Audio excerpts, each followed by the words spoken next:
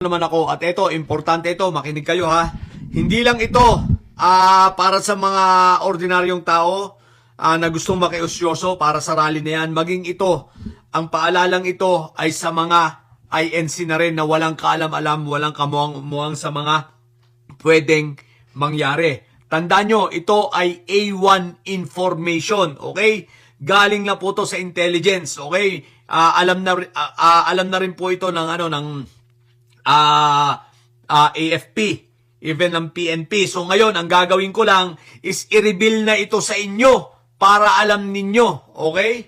Para alam ninyo, maging sa mga miyembro ng INC na walang kalam-alam at baka magdadala kayo ng inyong mga anak, pwede. Kung gusto nyo sumalo sa rally, kayo na lang iwanan ninyo yung mga bata sa inyong bahay at baka madamay sa posibleng mangyaring kapahamakan, okay? Ito po ay A1 information, hindi ito pananakot. Kung ito'y seseryosohin ninyo, bahala kayo. Nasa sa inyo. Kung hindi, nasa sa inyo rin. Pero ang dasal ko, nawa wag itong mangyari at wag itong matuloy. Wag silang magtagumpay. Okay? Ito po. Meron na pong 5 extremists na Muslim, no? Meron na pong 5 extremists na miyembro ng BIFF at ng MNLF. Okay?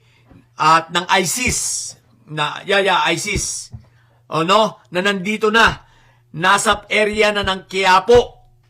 So, nandyan na sa area yan ha. So, minomonitor. Okay? Itong mga ito ay sasama sa rally ng INC. Na ang INC, kapag ito ay nagmarcha na papunta sa Menjola at papunta sa Malacanang, pipilitin itong makapasok sa Malacanang. Ang 5 tao pong ito, no, ang 5 Muslim na ito ay 3 suicide bomber at 2 suicide bomber and 2 tawag dito, killer. Okay. 'Yon. 2 suicide bomber, 2 killer talaga ito. Kumbaga mga ISIS kan tsaka BIFF. So, itong mga ito ay ang purpose talagang pasabugin ng Malacanang, pasabugin nandun, patayin ang Pangulo, patayin ang Pangulo, patayin ang First Lady. So kaya nga medyo alerto na ngayon ang ating kasundaluhan, alerto na rin ang PSG. Pero ito guys, ito ang twist. Kapag sana hindi ito mangyari sana mahadlangan bago pa lang mag-rally, sana ma-intercept ng mga ito. Sapagkat bago pa man, kung hindi sila magtatagumpay na makapasok sa loob ng Malacanang, ang plano nito ay gawin yung part 2 o gayahin, i-duplicate ang nangyari sa Menjola bombing. Kung natatandaan, not Menjola bombing, itong sa Plaza Miranda bombing. Okay? So, pasasabugin nila yung sarili nila o yung kung ano man dala nila ay sa gitna ng mga tao na nagrarally at ibibintang ito sa kay PBBM. Yun ang plano nila kung hindi sila makakapasok. Okay? So, itutuloy nila ang pagbobomba, ang suicide bombing, pero sa labas na. Mandadamay na sila. So, most likely, ang madamay dito, ang masabugan nito, mga INC rin. So, kaya nga sabi ko, kung gusto ninyong sumama, INC, sige, dun lang kayo, pero payo ko lang sa inyo, yung mga anak ninyo, iiwas ninyo, iwan nyo na lang sa inyong bahay para kung mapahamak man kayo, at least kayo na lang, may mga bata pa kayo, may iwan yung mga anak-anak ninyo, safe, no? Total, hindi naman kayo mapipigilan. Sige lang, gawin nyo lang yan. Walang pumipigil sa inyo. Pero ito, nagpapayo lang ako, iwanan ninyo yung mga anak ninyo sa inyong bahay.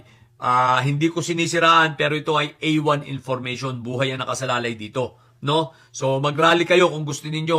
Wala akong pakialam. Pero yung mga bata ninyo, iwanan nyo na lang at baka mapahamak pa. Okay? So, ito po ay A1 information. Ibig sabihin talagang ito ay minomonitor na.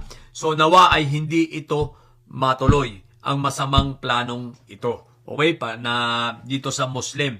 Anyway, tuloy din yung mga taga Mindanao na pupunta dyan. Yung 100 tao na manggagaling sa Mindanao.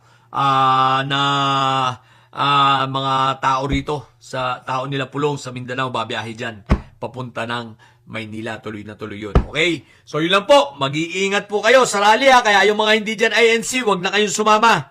pabayaan nyo sila. Yung mga INC, iwanan nyo ninyo yung inyong mga anak at baka mapahamak pa. Okay? Ito naman, binabahagi ko lang sa inyo, nasa sa inyo na kung kayo ay mag-iingat or hindi kayo mag-iingat, bahala kayo sa buhay ninyo. Okay? At least nasabi ko sa inyo ang paalalang ito. Yun lang, sa mga bobong didilis dyan at mga may sayad, manatili kayo may sayad sapagkat ang may sayad ay laging high blood. Bye!